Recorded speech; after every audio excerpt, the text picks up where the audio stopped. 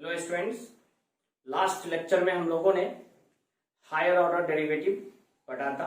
यानी कि कोई फंक्शन दे रखा था और उसे हमें अगर 2 बार डिफरेंशिएट करना हो या 3 बार डिफरेंशिएट करना हो, उन प्रॉब्लम्स को लास्ट क्लास में हम लोगों ने सोल्व किया था।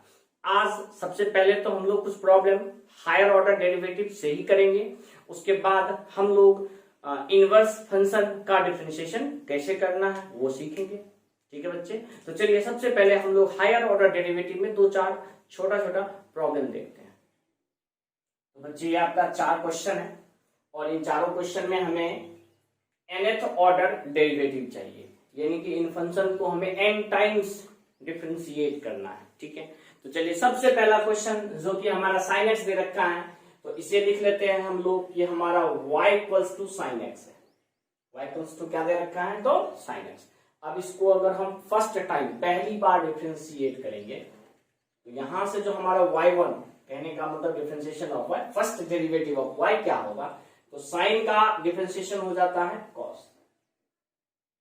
फिर अगर दोबारा डिफरेंशिएट किए तो ये हो जाएगा आपका माइनस साइन एक्स।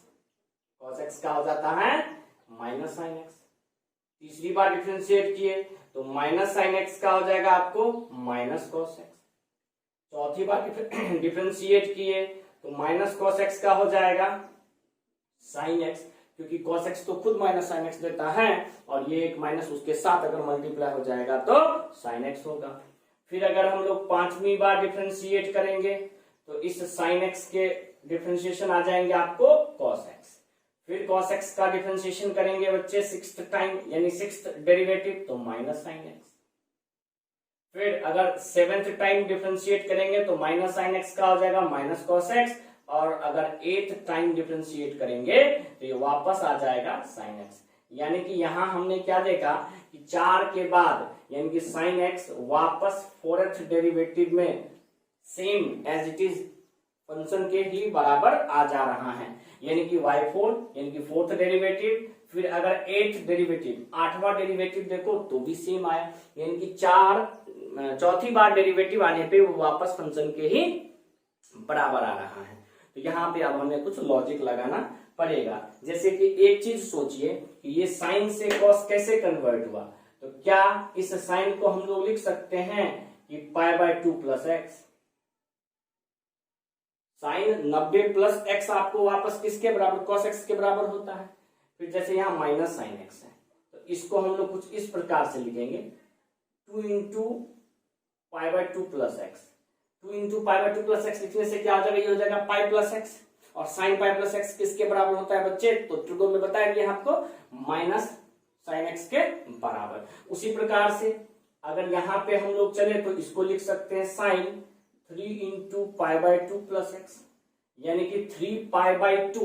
3π/2 हो गया आपको 270 डिग्री। 270 डिग्री में कुछ भी आप ऐड करोगे तो फोर्थ क्वाड्रेंट में साइन होता है नेगेटिव, और π/2 की वजह से साइन बदलेगा कॉस में, तो ये वैल्यू दे देगा आपको माइनस कॉस एक्स के बराबर, जो कि ये है। यानी कि इन सारे वैल्यू को हम लोग एज अ साइन, मतलब साइन में ही कंपेयर कर सकते हैं।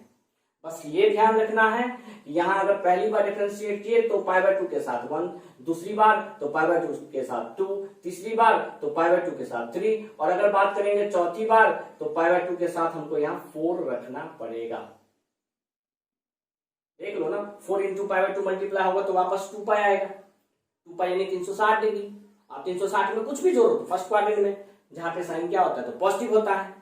ट्रिगो में सारा चीज आपको बताया गया है, और अगर पाई है तो ट्रिगोनोमेट्रिक फंक्शन चेंज नहीं होता है, तो वापस ये साइन एक्स के बराबर आएगा। ठीक है, तो इसी तरीके से फर्स्ट डेरिवेटिव तो 1π/2 प्लस एक्स, सेकेंड डेरिवेटिव तो 2π/2 प्लस एक्स, थर्ड डेरिवेटिव तो 3π/2 प्लस एक्स, फोर्थ डेरिवेटिव तो 4π/2 प्लस एक्स। तो इसी प्रकार से अगर nth डेरिवेटिव है ये हो जाएगा sine n into π/2 plus x, और ये हो गया आपका आंसर। ये हो गया आपका nth डेरिवेटिव किसका? तो साइन का। और ये आप अगर याद रखो तो ज्यादा अच्छा होगा। यानी कि अगर आपसे 15th डेरिवेटिव पूछ दिया तो बस इस n के जगह पे क्या रखोगे? 15, तो ये हो जाएगा साइन 15π/2 प्लस एक्स, और 15π/2 प्लस एक्स का जो वैल्यू है वो कैलकुलेट कर लो और चेक कर लो, सेम आंसर आएगा। चलो एक चेक करते हैं, जैसे मान लो हमको y7 निकालना है, तो y7 हो जाएगा आपका साइन 7π/2 प्लस एक्स। ठीक है, सबको पता है कि 7π/2 यहां आएगा वापस। ठीक, अब ये देख लो तुम 7π/2 में कुछ भी जोड़ोगे तो क्वाड्रेंट कौन सा, तो चौथा, चौथे क्वाड्रेंट में साइन क्या होता है, निगेटिव। π/2 में तो साइन चेंज होगा किस में, तो कॉस में। y7 क्या आपका माइनस कॉस एक्स है बराबर, तो आपको प्रूफ भी करवा दिया। तो ये है आपको साइन एक्स का nth डेरिवेटिव। अब इसी प्रकार से हम लोग cos x का भी फाइंड कर लेते हैं। मान लो ये जो cos x दे रखा है ये किसके बराबर है, तो y के बराबर है। अब इसको अगर हम लोग फर्स्ट टाइम डिफरेंशिएट किए तो क्या हो जाएगा, cos का minus sine x. Second time differentiate किए तो माइनस साइन का हो जाएगा minus cos x. Third time differentiate किए तो माइनस कॉस एक्स का हो जाएगा साइन एक्स। और अगर वापस फोर्थ टाइम डिफरेंशिएट किए तो ये हो गया साइन एक्स का कॉस एक्स। यानी कि रिपीट होना, आपको चौथी बार डिफरेंशिएशन करते हैं तो रिपीट करना शुरू हो जाता है। क्लियर, यानी कि यहां पे भी आप कंक्लूजन निकालोगे तो इसको लिख दोगे cos π/2 प्लस एक्स। अगर यहां पे भी आप कंक्लूजन निकालोगे तो इसको लिखना पड़ेगा cos 2 × π/2, जो कि वापस पाई हो जाएगा प्लस एक्स। फिर यहां कंक्लूजन निकालोगे तो ये हो जाएगा cos 3 × π/2 प्लस एक्स। ठीक है, और इसी कंक्लूजन पे अगर आप चलते हुए जाओ nth टर्म तक, तो इसका जो nth टर्म डेरिवेटिव हो जाएगा बच्चे, वो हो जाएगा cos nπ/2 प्लस एक्स।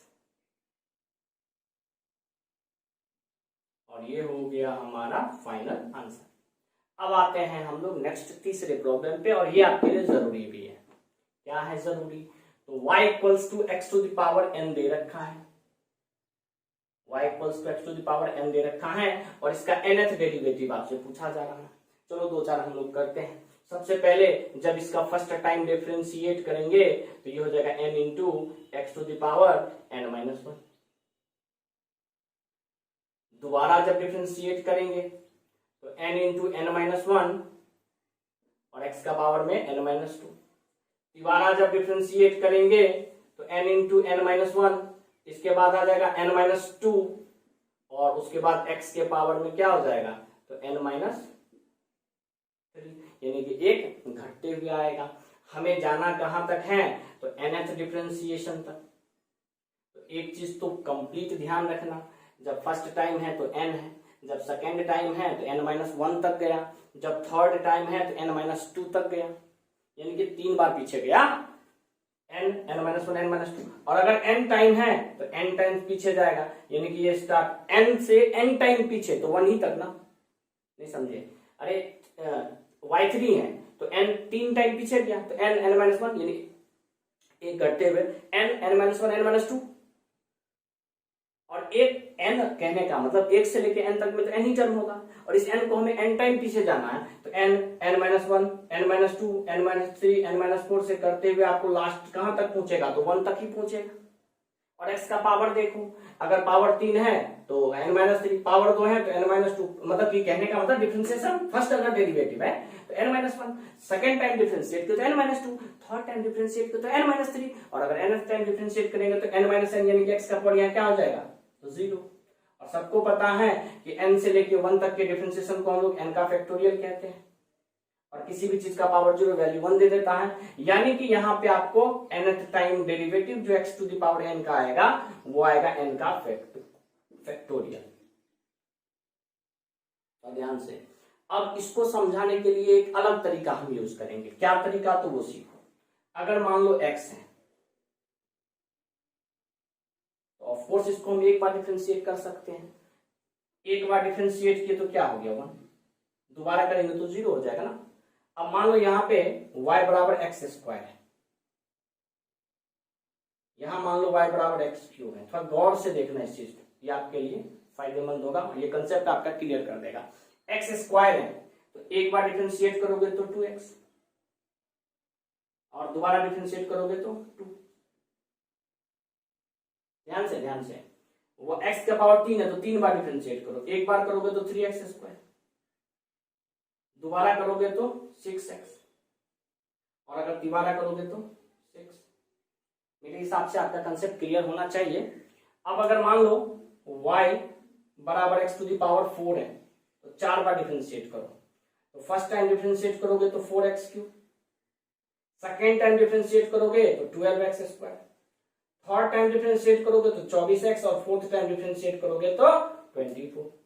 यानी कि हम आपको ये बताना चाह रहे हैं कि अगर x का पावर 1 है तो एक बार डिफरेंशिएट किए, पावर 2 है तो 2 बार किए, पावर 3 है 3 बार किए, पावर 4 है 4 बार किए, पावर n है कितनी बार करना है, n बार करना है। तो ये चीज तो क्लियर है, ये चीज तो मिल रहा है ना सीक्वेंस में। पावर 1 तो 1 बार, पावर 2 तो 2 बार, पावर 3 तो 3 बार, पावर 4 तो 4 बार, पावर n तो n बार डिफरेंशिएट किए। ठीक है, अब रिजल्ट देखो, रिजल्ट क्या आया।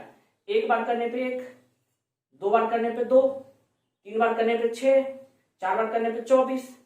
दिमाग लगा, कंसेप्ट क्लियर हुआ? नहीं लग रहा है? अरे लगेगा।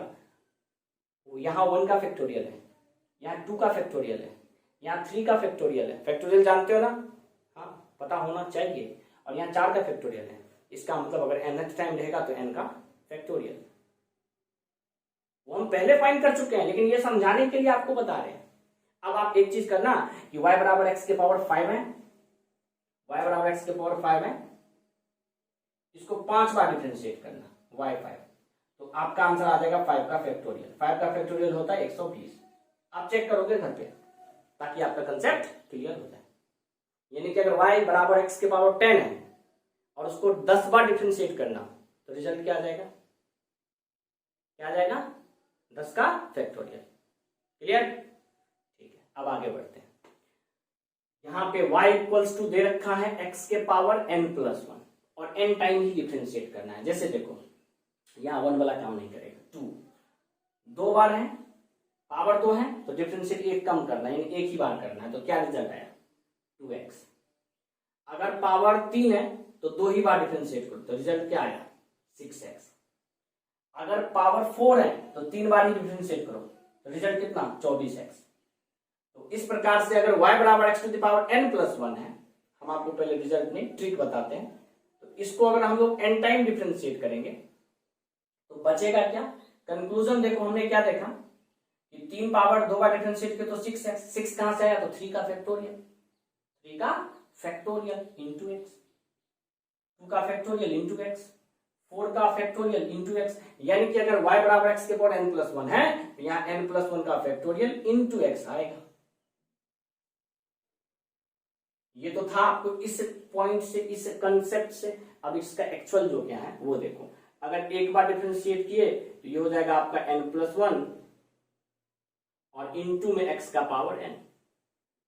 अगर दोबारा डिफरेंशिएट करेंगे बच्चे तो n+1 के साथ में n भी आएगा और x का पावर हो जाएगा n-1। उसी प्रकार से अगर थर्ड टाइम डिफरेंशिएट किए तो n+1 इंटू n और उसके बाद n-1 आएगा और x का पावर हो जाएगा आपका n-2। और इसी तरीके से अगर हमें y n यानी कि nth डेरिवेटिव चाहिए तो देखो एक चीज तो क्लियर है कि n+1 यहाँ n टाइम पीछे जाएगा। जैसे यहाँ n+1 3 टाइम पीछे गया, पीछे मतलब क्या? एक घटाते हुए। जैसे 5 को 3 टाइम पीछे जाना है तो 5 × 4 × 3। ये सब आपको परम्यूटेशन कॉम्बिनेशन में थोड़ा बहुत बताया गया था, इस कंसेप्ट को क्लियर किया गया था। अब जैसे n+1 को n टाइम पीछे करना है तो n+1 से जस्ट छोटा n, n से जस्ट छोटा n-1, n-1 से जस्ट छोटा n-2 और बढ़ते बढ़ते बढ़ते n+1 से n छोटा तो सीधे बचेगा लास्ट में आपको 1। अब देख लेते हैं x। देखो यहाँ 3 था तो n-2, 2 था तो n-1, 1 था तो सिंपल n या फिर n-0 भी लिखो। तो इस प्रकार से यहाँ इसके बाद जो x का पावर बचेगा वो क्या बचेगा?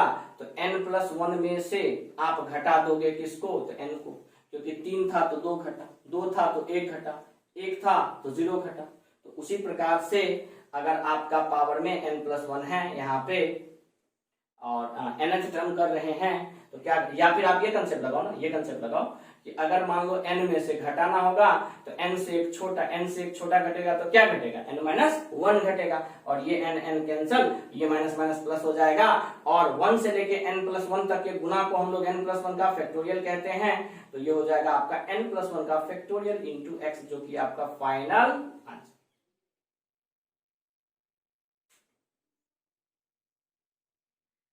ठीक है, और ये हो गया आपका nth डेरिवेटिव टाइप प्रॉब्लम। उम्मीद करते हैं आपको ये चारों क्वेश्चन अच्छे से समझ में आया होगा, और ये चारों ही आपके लिए बहुत ही महत्वपूर्ण सवाल है। आगे आपको हम लोग जब डिटरमिनेंट का डिफरेंशिएशन पढ़ेंगे तो कुछ क्वेश्चन इसके हेल्प से डायरेक्ट बनेगा। तो ठीक है बच्चे, इसको फटाफट नोट कीजिए, आगे हम लोग फिर प्रॉब्लम के साथ आते हैं।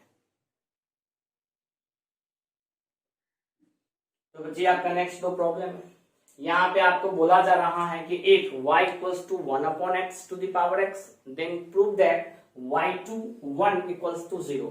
y2 कहने का मतलब यहाँ पे आपको फंक्शन को दो बार डिफरेंशिएट करना है, फिर x की जगह 1 रखना है, और उसका फाइनल वैल्यू क्या आना चाहिए, तो 0 के बराबर।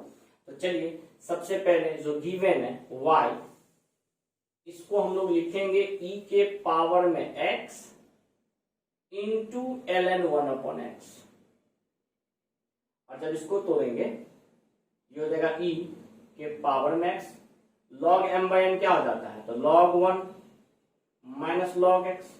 ये सब बच्चे को पता है कि log 1 का वैल्यू कितना, तो 0, तो ये तो खत्म ही हो गया, तो सीधे बच जाएगा e के पावर में माइनस x ln x। अब इसे हमें डिफरेंशिएट करना है, differentiate with respect to x, तो y का तो y1 e के पावर x कुछ भी डिफरेंशिएशन e के पावर x ही होगा, तो e के power minus x into ln x। फिर जो पावर में है उसका डिफरेंशिएशन करना है, तो माइनस x को कांस्टेंट रखे, ln x का डिफरेंशिएशन 1/x, और फिर माइनस ln x को कांस्टेंट रखे तो x का डिफरेंशिएशन 1। यहां से ये आपका x से x कैंसिल हो जाएगा, माइनस अगर कॉमन ले लेते हो तो ये हो जाएगा माइनस e के पावर में माइनस x ln x, और इंटू में आ जाएगा 1 प्लस ln x। ये हो गया आपको y1। ठीक है, अब इसको दोबारा डिफरेंशिएट करना है, किसके रिस्पेक्ट में, x के रिस्पेक्ट में, तो again differentiate with respect to x। तो सबसे पहला चीज y1 का तो y2 लिखना पड़ेगा। अब ये देखो ये u इंटू वी पे डिफरेंशिएट होगा, तो इसको हम लोग पहले कांस्टेंट रख लिए, और 1 प्लस ln x का डिफरेंशिएशन हो जाएगा 1/x, फिर बीच में प्लस 1 प्लस ln x को कांस्टेंट रखे, ये माइनस भी यहां ले लो, तो 1 प्लस ln x को कांस्टेंट रखे तो इसका डिफरेंशिएशन करना पड़ेगा। अब इसका डिफरेंशिएशन क्या होगा, तो e के पावर कुछ भी रहे उसका डिफरेंशिएशन वो कुछ भी आ जाता है, यानी कि e के power minus x ln x ही आएगा। अब e के पावर का हो गया, अब इसको डिफरेंशिएट करेंगे, माइनस x कांस्टेंट रखेंगे तो log x का 1/x, और जब माइनस log x कांस्टेंट रखेंगे तो x का 1, और इस तरीके से ये हो गया e के माइनस e के पावर में minus x ln x into में 1/x। यहां से आपका x x कैंसिल, और माइनस जब कॉमन लोगे तो इस माइनस को बना देगा प्लस, ये हो जाएगा 1 प्लस ln x इंटू में e के power minus x ln x, और यहां पे वापस आ जाएगा 1 प्लस ln x।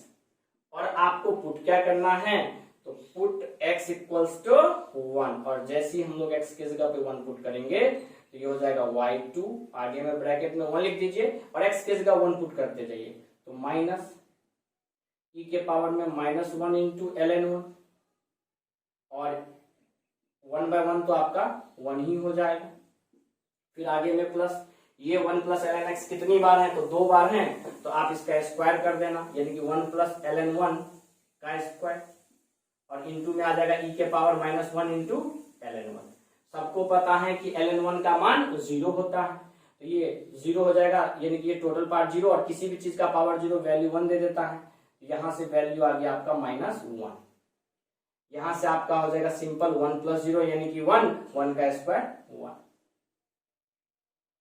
यहाँ ln 1 0, किसी भी चीज का पावर 0 तो 1, यानी कि यहाँ आपको -1 + 1 यानी कि इसके बराबर आ गया तो 0 के बराबर, और y21 आपको 0 के बराबर ही क्या करना था, तो प्रूव करना था। तो क्या लिख दोगे, हेंस प्रूव्ड। ठीक है, अब आगे बढ़ते हैं हम लोग। यहाँ पे हमें f डैश यानी कि एक ही बार डिफरेंशिएट करना है और फिर x के जगह -π/4 पुट करना है। तो ये चीज तो क्लियर है कि -π/4 पे जैसे मोड x का वैल्यू सब बच्चे को पता है ना कि +x कब देता है, तो जब x पॉजिटिव हो, -x कब देता है, तो जब x निगेटिव हो। ठीक, तो यहां से आपका जो y हो जाएगा वो हो जाएगा -x टू दी पावर में -sin x। ठीक, अब इसको हम लोग तोड़ के लिख सकते हैं e के पावर में -sin x और log के साथ में आ जाएगा -x। अब बहुत बच्चे के दिमाग में ये भी यहाँ पे चल रहा होगा कि सर log के साथ निगेटिव, तो यहाँ पे ये नहीं लिखा है कि -x निगेटिव है, -x पॉजिटिव भी हो सकता है। अब बहुत सारे बच्चे के मन में होगा सर ये कैसे, तो क्यों, x अगर निगेटिव दे दोगे तो -x पॉजिटिव नहीं होगा, होगा ना, तो ये चीज ध्यान रखना। तो चलो इसका आप डिफरेंशिएशन करते हैं हम लोग। तो अगर एक बार डिफरेंशिएट किए तो y डैश लिख लेते हैं, तो e के पावर कुछ भी रहे उसका डिफरेंशिएशन तो एज इट इज आ जाता है, तो e के power -sin x into ln -x। अब पावर वाले पार्ट का डिफरेंशिएशन करेंगे तो -sin x को कांस्टेंट रखें, ln -x का हो जाएगा 1/-x और -x का हो जाएगा -1, फिर प्लस में ln -x को कांस्टेंट रखे और -sin x का हो जाएगा -cos x। चेक कर लो क्या कैसे कहां बचा, तो ये हो जाएगा आपका e के पावर में -sin x into ln -x। यहां 2 माइनस तो चलो खत्म हो गया, यहां बचेगा sin x/x और यहां बच गया -cos x into ln -x। और अब हमें x के जगह पे पुट कर देना है -π/4। तो ये जो आपका y डैश है ये हो जाएगा y डैश -π/4। f डैश -π/4 हो या y डैश -π/4 दोनों एक ही चीज है। अब यहाँ -45 रखेंगे तो e का पावर -sin 45,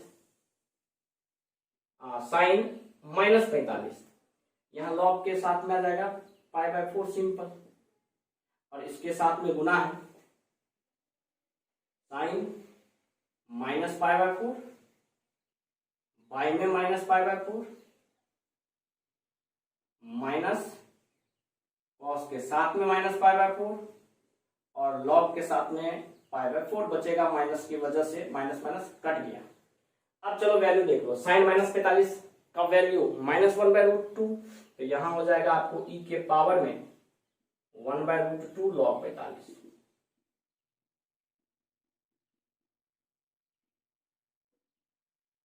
फिर यहां से -1/√2 और बाय में -π/4, ये साइन माइनस कॉस माइनस को बचा लेता है तो सिंपल 1/√2 और ln π/4। और रही बात फाइनल रिजल्ट का, तो फाइनल रिजल्ट आपका हो जाएगा e के पावर में 1/√2 ln π/4।